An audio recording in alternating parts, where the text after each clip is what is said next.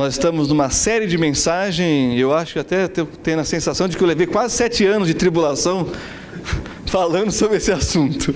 Então nós estamos na última parte da tribulação e nós vamos ver agora, a partir desse momento, abra sua Bíblia em Apocalipse capítulo 15 e nós vamos ver sobre os flagelos que o Senhor vai derramar sobre a humanidade através das 7 taças. Já falamos sobre os 7 selos, também já abordamos as 7 trombetas e agora o juízo final de Deus preparando a humanidade para clamar por Jesus Cristo, para que Ele volte, não mais como cordeiro, mas agora como o leão, para reinar. Nós falamos do período que lemos e estudamos em Daniel e Apocalipse, é um período de 7 anos que Deus vai julgar as nações, vai julgar a nação de Israel também, vai julgar todos os povos, também vai julgar todo o sistema religioso falso que tenta impedir o homem de chegar até Deus. Deus vai julgar também toda a falsa religião e todo o sistema diabólico que é empregado com o objetivo de destruir aquilo que foi criado à imagem e semelhança de Deus, que somos nós, os homens e mulheres, que Deus criou à sua imagem e semelhança. Esse período de 7 anos está dividido em 2 partes. Nós vimos que a primeira parte, os 3 anos e meio primeiros, há uma criação de uma falsa paz, de uma falsa ilusão de que as coisas estão progredindo, estão avançando, estão melhorando. Há acordos firmados, não é? Porém, no finalzinho, finalzinho da primeira parte, iniciando a segunda parte, nós temos aí a quebra de acordo e aí uma guerra que passa a ser uma guerra mundial em que o exército do anticristo e toda uma articulação política que ele estabelece nesse período de 3 anos e meio, não só política, militar, econômica também, assim ele se volta contra a nação de Israel, que acaba sendo foco de resistência, de luta contra esse poder mundial encabeçado pelo anticristo, com o apoio do falso profeta, e aí você tem a parte da religião envolvida também, e através da manifestação do poder de Satanás usando o anticristo e o falso profeta. E enquanto isso tudo está acontecendo, Deus então começa a julgar a humanidade por cada maldade, por cada pecado, por cada iniquidade que o homem praticou contra o seu próximo, contra o seu semelhante, toda afronta contra Deus e toda a mazela que o homem causou à criação de Deus, à terra, Deus vai julgar. A tribulação é esse período, é chamado de angústia para Jacó, o dia da ira de Deus, em que Deus vai julgar a maldade na humanidade. Esse é o tempo, e nós vamos iniciar lendo Apocalipse capítulo 15, verso 1, e é a preparação da última série de juízos de Deus sobre a humanidade. Acompanhe comigo, Apocalipse capítulo 15, verso 1, nós lemos o seguinte: E vi outro grande e admirável sinal no céu, 7 anjos, que tinham as 7 últimas pragas, porque nelas é consumada a ira de Deus. Nos elementos aqui 7, nos blocos de 7, 3 blocos de 7, nós temos a figura angelical, 7 anjos nas taças, 7 anjos nas trombetas, os 7 anjos também abrindo os selos. Por que a figura do anjo? Porque o anjo é um ser criado para o serviço de Deus. Também os anjos, o seu próprio nome na sua etimologia, que vem do hebraico, malak, quer dizer mensageiro. Então os anjos do Senhor levam a mensagem de Deus para a humanidade. Nós temos boas mensagens quando o anjo apareceu a José, a Maria e a José, dizendo que viria o Salvador. Mas os anjos também portam mensagem de juízo. E é importante a figura do anjo, porque ele é um ser imparcial. ele não consegue, pela sua própria estrutura, se envolver afetivamente em relação a levar uma boa notícia ou uma má notícia. Seria muito diferente para a gente se tiver que levar uma má notícia. E eu tive uma experiência na minha vida que marcou muito. Nós perdemos um irmão aqui na igreja, e eu tive que levar a notícia para a esposa dele e para as filhas que ele havia falecido. Irmãos, que sensação horrível que é levar más notícias, talvez a pior das notícias. Mas os anjos não têm esse sentimento, e por não terem isso, eles conseguem cumprir com perfeição a vontade de Deus. Por isso, a figura dos anjos aqui em Apocalipse. Agora, partindo para o capítulo 16, nós já temos então o derramar da primeira taça. Olha só, acompanhem comigo aí os versos 1 e 2. E ouvi, vinda do templo, uma grande voz que dizia aos 7 anjos: ide, olha o imperativo, e derramai, são ordens aqui, sobre a terra as 7 taças da ira de Deus. E foi o primeiro, e derramou a sua taça sobre a terra, e fez-se uma chaga má e maligna nos homens que tinham o sinal da besta e que adoravam a sua imagem. Já falamos até de forma já exaustiva, né, sobre essa questão do sinal, da besta, e não me canso de repetir, porque quando a gente ouvia isso há 30 anos atrás, 50 anos atrás, há 100 anos atrás, a imagem era, sabe aquele ferro de ferrar boi? Era essa imagem que a gente tinha. Só que o mundo mudou tecnologicamente de forma tão assustadora nesses últimos 100 anos, 50, 30 e 10, que nós estamos vivendo agora, e que nós já sabemos que existe tecnologia super sofisticada, que não precisa mais ferrar ninguém a fogo, né, com um sinal. A coisa é facilmente implantada, né, na pele, na testa, na parte da mão, na testa, e a coisa então flui com uma tecnologia realmente assim, de jornada nas estrelas, toda essa questão futurista, né, dessa relação do homem com a máquina e o futuro. Então, hoje é a coisa mais banal falar em tecnologia desse tipo, de microchips, de nanotecnologias e tantas outras coisas que os nossos adolescentes estão aí, né, se envolvendo, participando e até fazendo cursos. E a grande chamada que nós temos, até mencionei hoje pela manhã, é a chamada dos bancos, para você ir lá colocar o seu dedão, porque você não vai usar o seu cartão se você eles não fizerem, né, a impressão digital do seu dedo ou da palma da sua mão. Então percebam que o mundo globalizado está se caminhando para isso. Se você tirar agora da sua carteira o seu cartão de crédito, você vai ver que já tem um chipzinho lá, e que em qualquer lugar do mundo que você passar isso, né, você vai receber aí uma ligação ou um e-mail do seu banco.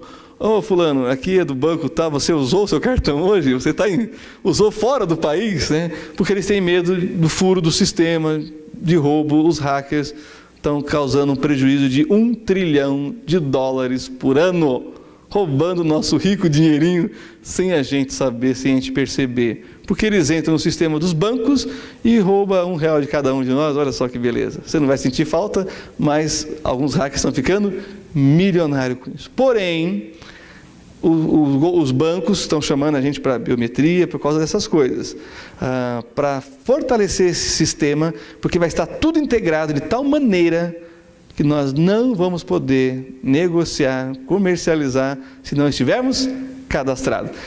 Recentemente eu estive com um empresário e ele disse que o banco não recebe mais malote de empresa.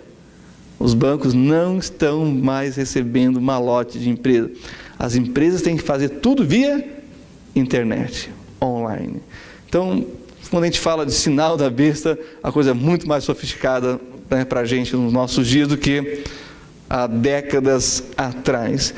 E isso é o que vai acontecer. Esses adoradores da imagem da besta, por estarem marcados, eles também serão identificados quando Deus julgar a humanidade. Segunda taça, nós temos aí o verso 3. E o segundo anjo derramou a sua taça no mar, que se tornou em sangue como de um morto, e morreu no mar toda a alma vivente. Nós lemos anteriormente do juízo de Deus sobre o mar, em que 1/3 dos animais marinhos morreram. Agora não, todos os animais morrem. Ou seja, o juízo do Senhor, ele vai aumentando a sua intensidade até atingir o ápice. A Bíblia compara isso à dor de parto, né? A mulher grávida que vai dar à luz.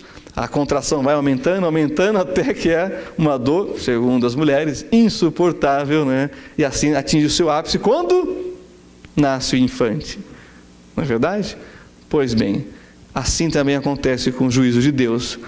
Vai aumentando a intensidade, buscando arrependimento no ser humano, mas quando o ser humano não se arrepende, a intensidade aumenta até a consumação do juízo de Deus. Portanto, o mar e todas as criaturas marinhas vão morrer, causando, claro, um colapso econômico, de alimento, né, e financeiro na humanidade.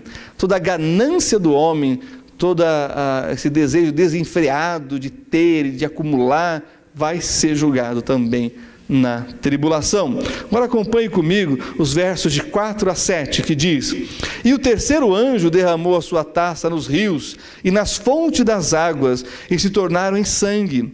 E ouvi o anjo das águas que dizia: Justo és tu, ó Senhor, que és e que eras e que hás de ser, porque julgaste estas coisas, visto como derramaram o sangue dos santos e dos profetas, também tu lhes deste o sangue a beber, porque disto são merecedores.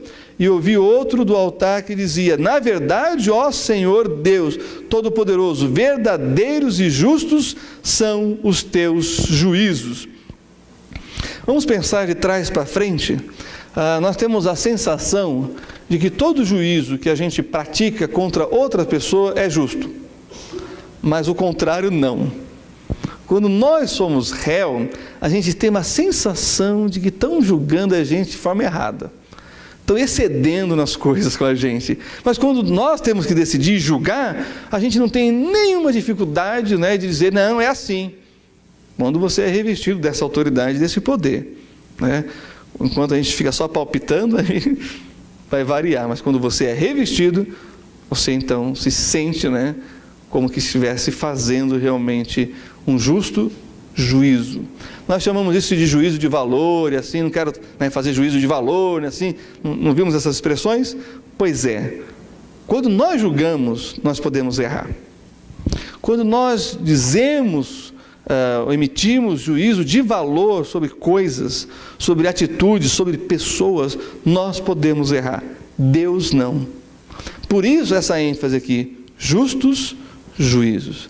Quando Deus julga, Ele não só julga o ato, mas Ele julga a intenção. Ele não só julga o ato, a intenção, quanto a circunstância. Deus não só julga essas coisas, como julga aquilo que está além da nossa capacidade, que afeta a nossa visão do julgamento.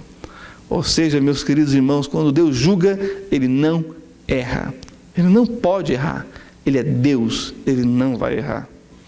Por isso, são justos juízos. E a questão do sangue? A questão do sangue na Bíblia sempre esteve ligado com a vida. Sangue e vida são palavras que se misturam na Bíblia, e por isso a importância de Deus tocar a sua criação, no caso aqui, os animais marinhos. Por quê? Porque foi derramado o sangue do povo de Deus. O que é o povo de Deus? São todos aqueles que olham para Jesus, que olham para Deus e se entregam, e o recebem como Senhor das suas vidas, e que aceitam o perdão que só Deus oferece e pode dar. Esse é o povo de Deus. Não tem questão de sexo, cor, né, raça, grau de escolaridade, classe social. Não. Deus não faz acepção de pessoa alguma.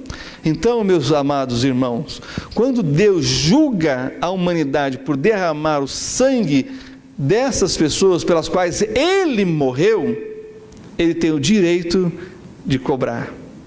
Por quê? Quando o apóstolo Paulo estava perseguindo, ele era o Saulo de Tarso, estava perseguindo a igreja de Jesus Cristo, o Senhor Jesus apareceu para ele e disse: por que você fica me perseguindo? Mas ele não estava perseguindo Jesus diretamente, ele estava perseguindo quem? A igreja de Jesus, o povo que era discípulo de Jesus, os seguidores de Jesus. A igreja é isso. Então Jesus diz: por que você me persegue? Ele cai do cavalo, fica cego, se arrepende, se converte, e Jesus diz: agora você vai sofrer pelo meu nome. Mas sofrer pelo nome do Senhor Jesus é algo que não ficará em vão. Ou numa linguagem bem popular, barato, Deus vai julgar todo o derramamento de sangue daqueles que se tornaram ao longo da história os mártires do cristianismo. Os apóstolos, muitos, morreram como mártires. Discípulos e irmãos hoje nossos de fé no mundo todo estão sendo perseguidos, presos, estão sendo torturados e muitos assassinados. Segundo o levantamento dessas instituições que procuram saber e acompanhar como é que está essa questão da perseguição aos cristãos no mundo todo, eles estão dizendo que é algo parecido com o do primeiro século, quando os cristãos eram jogados nas arenas com os leões, quando os cristãos eram feitos de tocha humana, se passava piche no corpo de um cristão, pregava ele numa cruz e acendiam fogo, e eles iluminavam então as ruas que davam acesso até o Coliseu romano, a chamada Via Ápia. Então, meus queridos, chegou uma época que é relatado na história do cristianismo do primeiro século, que eles não tinham mais madeira para crucificar os cristãos. Começaram a crucificá-los nas árvores. Eu não tinha mais madeira para fazer cruz. Está acontecendo agora, nos nossos dias, e nós podemos ver isso. É só você acessar a internet e buscar, e a coisa é realmente chocante. Não só adultos, adolescentes e crianças estão sendo mortas, porque creem em Jesus Cristo. Quando a gente olha algo desse nível aqui, que Deus vai julgar, e a expressão aqui, fazê-los beber do sangue, não é que é literal isso aqui, é uma figura de linguagem que quer dizer o seguinte: essa dor, esse sofrimento causado aos cristãos do passado vai ser cobrado de tal maneira que o homem vai sentir o erro, o grande erro de ter se levantado contra o povo de Deus e, portanto, contra o próprio Deus. Agora acompanhe comigo os versos 8 a 9, e aí nós temos a quarta taça. Olha só o que diz: e o quarto anjo derramou a sua taça sobre o sol, e foi-lhe permitido que abrasasse os homens com fogo, e os homens foram abrasados com grandes calores, e blasfemaram o nome de Deus, que tem poder sobre estas pragas, e não se arrependeram para lhe darem glória. Isso aqui também é uma outra coisa interessante. Quando se fala de aquecimento global e toda essa questão que está apontando para o descongelamento das geleiras e toda a modificação geográfica dos continentes, das ilhas que estão desaparecendo, como na Indonésia, ilhas deixaram de existir, simplesmente foram engolidas pelo mar. Isso era assunto só de pastor e igreja. Estava assim, restrito a gente que lia a Bíblia, que sabia dessas coisas, que buscava tentar entender. Hoje não. Hoje quem está falando dessas coisas são cientistas. Você tem isso no History, você tem isso no Discovery, você tem até séries sendo feitas no Fantástico, tratando essas questões. E eles, interessante, são cientistas, e alguns desses cientistas nem creem em Deus. Mas eles estão dizendo: está acontecendo isso, e que se você faz uma leitura bíblica, assim como acabamos de fazer, direta, você já entende que, olha, esses camaradas estão falando sobre o que está na Bíblia.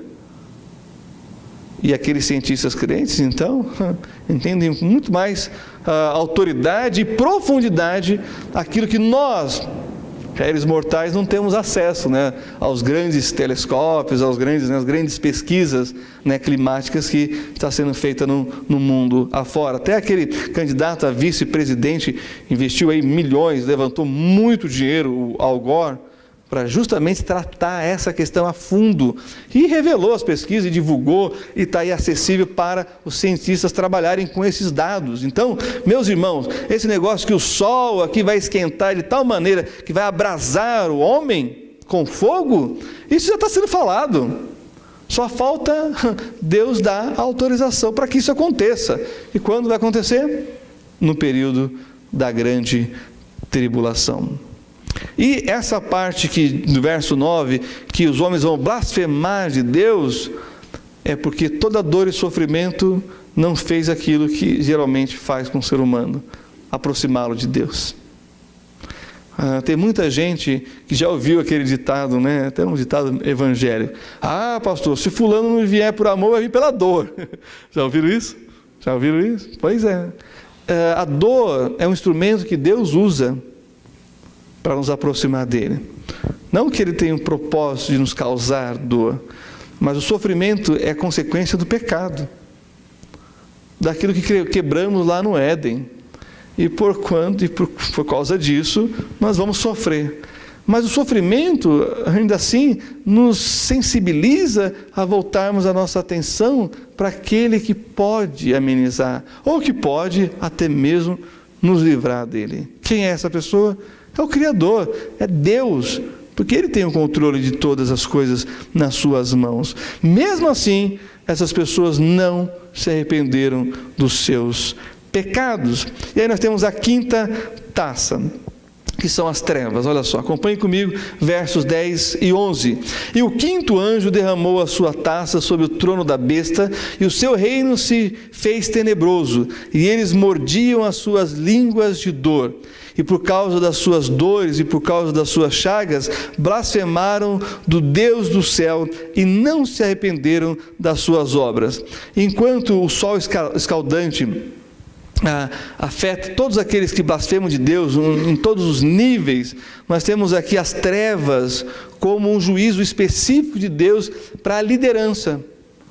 E isso, irmãos, nós não podemos deixar de mencionar, porque uma coisa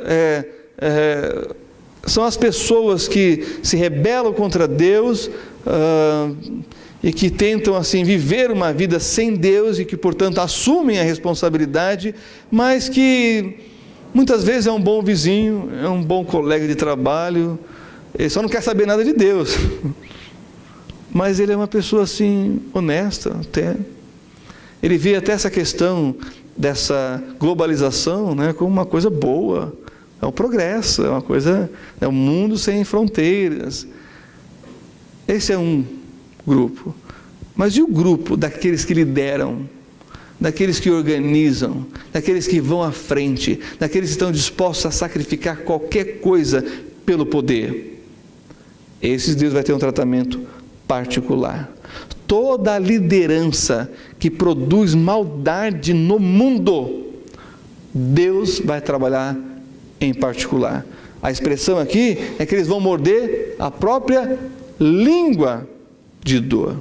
Então não se iluda, todo aquele grupo de pessoas que estão liderando a maldade no mundo, seja o tráfico organizado, seja o crime organizado, seja qualquer tipo de maldade nessas áreas de conflito militar, esse aliciamento de criança, essa lavagem cerebral que eles fazem para tornar uma criança como um assassino, e que vai cegamente obedecer um líder que o abusou, que o maltratou, e ainda vê isso como algo assim de submissão total ao poderio daquele líder, esse líder vai se ver com Deus. Ele vai entrar em trevas na presença de Deus, como nós lemos aqui. E o que se espera dessas pessoas? Que eles façam o que está escrito aqui, que blasfemem do próprio Deus. Deus que tem poder. E ainda assim eles vão enfrentar esse Deus e não se arrependerão das suas más obras. Há um limite para Deus, e esse limite vai chegar, e quando chegar, essas coisas aqui vão fazer sentido na humanidade, porque Deus vai julgar a terra. Percebam que o que está falando aqui é sobre o trono, né, da besta, ou seja, existe o falso profeta, o anticristo, e são duas bestas, uma que surge do mar, e a outra que surge da terra. Eles têm o poder de Satanás, e Deus vai lidar diretamente com eles também. Não só com a sua liderança que promove o mal, mas com esses dois principais. Avançando, nós temos aí a sexta taça. Acompanhe aí os versos 12 e 16, que fala do rio Eufrates, né, que vai secar. E quando a gente pensa nessas coisas da Bíblia, logo tem alguém pesquisando, e realmente o rio Eufrates está secando. Espontaneamente, não. Porque o pessoal lá do Iraque está desviando a água, está parando, fazendo uma barragem da água lá nas fontes do Eufrates, e não está correndo. Interessante isso. Deus pode usar uma manifestação da natureza, fazer secar, fazer chover, secar o rio, mas Deus também pode usar o homem para desviar cursos de rio e assim cumprir os propósitos eternos de Deus. Isso é um negócio fascinante. Nada foge ao controle do Senhor. Mas vamos ler aqui os versos 12 a 16, que diz: E o sexto anjo derramou a sua taça sobre o grande rio Eufrates, e a sua água secou-se. Por quê? Qual a ideia? Qual o objetivo? Para que se preparasse o caminho dos reis do Oriente. Olha o verso 13. E da boca do dragão, e da boca da besta, e da boca do falso profeta, vi sair 3 espíritos imundos, semelhantes às rãs, porque são espíritos de demônios que fazem prodígios, os quais vão ao encontro dos reis da terra e de todo o mundo, para os congregar para a batalha, naquele grande dia do Deus Todo-Poderoso. Eis que venho como ladrão, bem-aventurado aquele que vigia e guarda as suas roupas, para que não ande nu, e não se vejam as suas vergonhas. E os congregaram no lugar que em hebreu se chama Armagedon. O que nós estamos acompanhando agora no conflito de Israel com Hamas é algo que vai ter uma dimensão mundial. Quando fala do Eufrates, o Eufrates é o limite da terra prometida. Do Eufrates até o Mediterrâneo, Deus prometeu aquela terra a Israel. É a única terra que Deus colocou o seu próprio nome, e é a única terra que Deus deu o direito e a posse para o povo judeu. A igreja, ela é composta de judeus e gentios, de todas as nações, e nós não temos uma pátria aqui na terra. A nossa pátria está no céu. A Bíblia nos chama de peregrinos e forasteiros. Não que nos exime de compromisso ou responsabilidade na terra que nascemos, no país, na nação que fazemos parte. Aliás, a Bíblia diz que nós devemos ser exemplos, né, onde estivermos, na cidade que estivermos, como nativos ou como estrangeiros. Nós somos embaixadores de Cristo aqui na face da terra. Portanto, nós não temos Jerusalém, não temos Roma, nós não temos Meca, nós temos a Nova Jerusalém, que está lá no céu e que vai descer para irmos habitar lá. Quem tem terra são as nações que Deus repartiu, inclusive, principalmente, a nação de Israel. Mas essa parte que eu estou falando, que é o rio Eufrates, seca para ser justamente a passagem de um exército mundial contra uma cidadezinha que é das mais cobiçadas e desejadas do mundo, e que não tem petróleo, não tem diamante, não tem nada, é pedra. É pedra e pó. Mais nada. Sabe de qual cidade eu estou falando? Jerusalém. Irmãos, é pedra e pó que tem lá. Mas tem um grande diferencial. Deus disse que ali Ele estabeleceria o seu trono. Que ali o seu Filho, Jesus Cristo, vai reinar do Monte Sião, da cidade de Jerusalém, sobre todo mundo. Opa! Todo mundo agora quer a cidade de Jerusalém. ela é tão desejada, tão disputada, que foi invadida 25 vezes e saqueada todas essas vezes. A cidade de Jerusalém está dividida entre 4 bairros. Dos 4, só um é dos judeus e é o menor. O resto todo é de gentios e que querem um pedacinho deles também. Então percebam que esses exércitos que estão dominando o mundo nesse período aqui, falta dominar Jerusalém. E eles vão marchar para lá. Mas isso aqui é um outro assunto que nós vamos tratar, uma outra oportunidade, que é a segunda vinda, o retorno glorioso de Jesus Cristo para essa batalha chamada Batalha do Armagedon. Mas as nações ímpias da terra vão se juntar e vão marchar para Israel, contra a cidade de Jerusalém. Nós falamos alguns dos eventos que vão acontecer nesse período, como por exemplo, os judeus vão se refugiar lá em Petra, que é uma cidade esculpida nas rochas, que é uma das 7 maravilhas do mundo, um lugar que você precisa visitar, que você precisa conhecer. Lá existem túneis, metros para dentro, e que os judeus remanescentes vão ser escondidos lá, para o período dessas guerras, para que eles se salvem, para que não acabe toda a nação de Israel. E realmente o lugar é fascinante. Mas tem mais. Quando a gente pensa em acontecimentos que nós podemos até acompanhar, todas essas questões desses mísseis e antimísseis que vem se desenvolvendo desde a Guerra do Golfo, isso é um negócio que pode acabar assim. Como tudo está interligado em sistemas de computadores. Quem é que lembra do bug do milênio? Faz tanto tempo isso aí, mas quem mexe nessa área de informática sabe o caos que isso provocou. Nós tivemos aqui um cientista falando, ele disse que esse sistema é tão frágil como é o sistema da NASA e do Pentágono, que os adolescentes invadem e projetam míssil para ser lançado. Já viram isso? Já acompanharam isso? Como é frágil, como ao ponto de hackers israelenses lançar um vírus que paralisou durante semanas o desenvolvimento de armamento nuclear no Irã. Isso quer dizer, irmãos, que esse mundo bélico que nós conhecemos pode simplesmente deixar de funcionar. Nós temos carros que, se parar na rua, arame mais não resolve. Lembra do Fusca? O pessoal dizia que com borracha e arame você fazia o Fusca andar e ele continuava. Tem carro que o motor é lacrado, se parar ele vai acusar o que é e você então esquece. Chama o guincho porque ninguém vai mexer. Só na concessionária que eles vão deslacrar. Ou seja, meus queridos irmãos, eu não sei quantos aqui sabem, mas a China tem um exército a cavalos. 100 milhões, parece o número. Se eu não estou me equivocando aqui. E outras nações também. Isso quer dizer que nós podemos ter uma grande pane generalizada nos megas computadores do mundo e que nós vamos voltar para as batalhas medievais.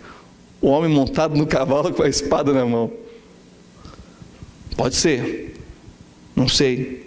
Mas de uma coisa eu sei. O rio Eufrates vai secar por o exército passar por ali. Não só por cima, mas está falando que ele vai passar por terra.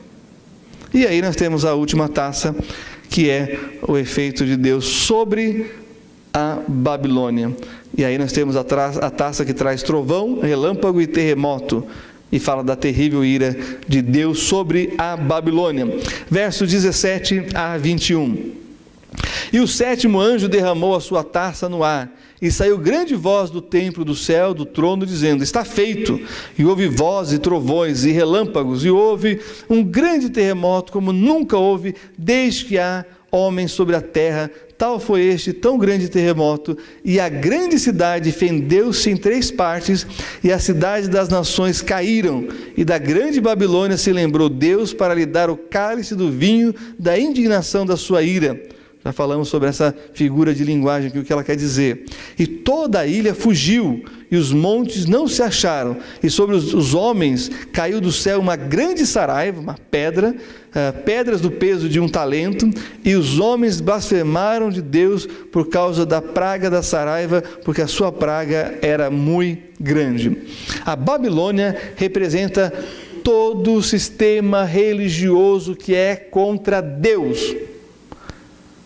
E aí, onde que é essa Babilônia? Será que é a Babilônia do Iraque? Será que é em outro lugar? O Apocalipse nos dá algumas informações que pode apontar para algumas cidades no mundo. Não quero aqui chutar uma nem outra, vamos deixar para que isso se cumpra no tempo de Deus, porque quando as coisas de Deus se cumprem no tempo de Deus, ninguém tem dúvida que é de Deus. Se a gente começar a especular muito, a gente só vai ganhar um tempo de especulação e mais nada. Porém, essa cidade que concentra esse poderio religioso vai ser julgado pelo Senhor. E aí todo falso sistema religioso vai ter a sua paga. Por quê? Porque a falsa religião compete com a verdadeira. E isso é algo que Deus não tolera. A Bíblia diz que nós nada podemos contra a verdade a não ser pela verdade. Não podemos combater a verdade com a mentira, mas nós podemos combater a mentira não com mais mentira ou com outras mentiras. Só podemos combater a mentira com a verdade. E é isso que essa 7ª taça representa. A verdade reinando e vencendo a mentira, o engano, a ilusão, que é criada para satisfazer essa necessidade que o homem tem de forma intrínseca, em si próprio, de adorar. Eu digo uma coisa, na falta de Deus, deuses. Quando o homem não tem o Deus verdadeiro habitando no seu coração, ele vai buscar deuses. Quando o homem não encontra a verdadeira religião que está em Cristo, ele vai buscar outras e mais outras e mais outras religiões e mais experiências místicas e mais experiências de fé e mais experiências disso e daquilo, e nunca se satisfaz, porque a única satisfação do ser humano está no próprio Deus. Ele nos criou assim e Ele colocou isso em nós. E assim, irmãos, nós terminamos essa parte dizendo que o cenário vai ser preparado para uma grande batalha, e essa batalha é chamada de Batalha do Armagedon. Imperadores lutaram lá. O rei Davi batalhou lá no Vale do Armagedon. O rei Salomão criou um forte chamado Megido, uma colina artificial, e ali ele estabeleceu uma guarda de soldados a cavalos com armamento para defender Israel dos inimigos que vinham do norte, que avançavam com o objetivo de conquistar Jerusalém, a capital no sul, mais ao sul do país. Lá foi feito todo um sistema de defesa de portões em E, e isso prova que ali foi obra de rei Salomão, porque era assim que ele fortificava as suas fortalezas. O portão em E, achado arqueológico, que comprova isso, porque passava um portão, ainda tinha mais 2 para passar, e cada vez que se destruía um portão, fortalecia o segundo, e fortalecia o outro, e aí ficava quase que impossível penetrar na cidade. Mas Salomão tinha uma saída para a água, fora dessa cidade, e uma saída com os cavalos para confrontar o exército inimigo. Teve um grande general, imperador mais recente, que olhou para o Vale do Armagedon e disse: aqui está o melhor campo de batalha que existe na face da terra. Esse homem foi Napoleão Bonaparte. Das 2 guerras que ele teve para conquistar Israel, ele perdeu. Não lá no Armagedon, mas lá numa cidadezinha chamada Aco, onde foi feita a fortaleza dos cruzados. Ali Napoleão naufragou. eu estou contando essa história só para mostrar para vocês que o palco, o campo de batalha está pronto. Está lá em Israel. E os exércitos do mundo todo vão marchar para lá. Mas se você for hoje para Israel e visitar a região do Armagedon, você vai se surpreender com a variedade de pássaros que passam por ali na migração. Você vai se surpreender com as plantações de trigo e de tantos outros alimentos que abastecem o país todo e que ainda exportam para fora. Esse é o Vale do Armagedon. E você que gosta de dirigir em autoestrada, você vai se chocar, porque você vai pegar só tem poucas autoestradas lá, mas você vai pegar uma autoestrada e de repente você vai ver um semáforo na sua frente, porque eles não fazem como o nosso sistema aqui de cruzamento por baixo de túneis, não, eles colocam um semáforo e está resolvido. Então você tem que parar, porque aí tem um cruzamento. Você vai passar ali e dizer, nossa, que planície, né, gigantesca é essa, mas e o que é aqui? Aqui é o Vale do Armagedon.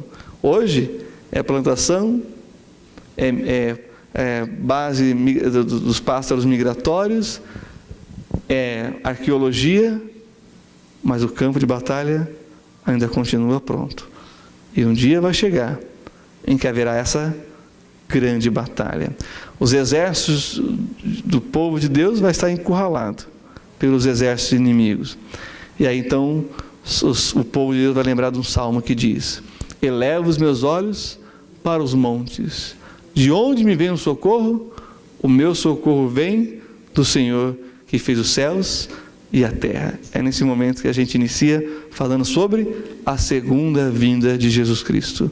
Mas antes, isso é uma próxima oportunidade. Agora nós vamos orar. Feche seus olhos, abaixe sua cabeça e assim vamos encerrar essa parte clamando a Deus. Pai, na tua santa e bendita presença estamos, reconhecendo o teu poderio e a tua soberania sobre todas as coisas, e te agradecemos, ó Deus, porque o Senhor revela de forma clara e objetiva tudo aquilo que o Senhor tem para realizar ainda com a humanidade nas Sagradas Escrituras. Nós te louvamos por isso, porque o Senhor não nos deixou desavisados, ou, ó Deus, às cegas, na escura do limiar da história.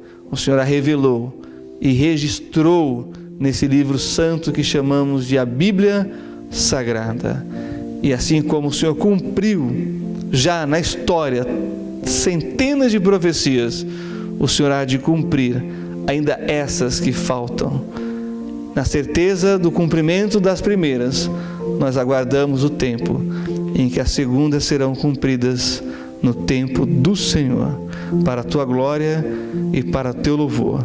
Rogamos, ó Deus, que o Senhor nos dê a ousadia, o amor e a compaixão de anunciarmos Jesus, o Salvador do mundo, a toda criatura, começando em Jerusalém, toda a Judéia, Samaria e até os confins da terra. Usa essa igreja, usa cada um de nós para cumprirmos, ó Deus, o teu ide.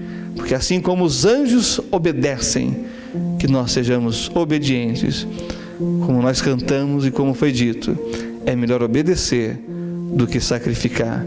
Completa a tua obra bendita nessa igreja, nos desperta, ó Deus, ainda mais para com a obra de missões. É o que eu te peço e desde já te agradeço, no nome santo e precioso do Senhor Jesus Cristo.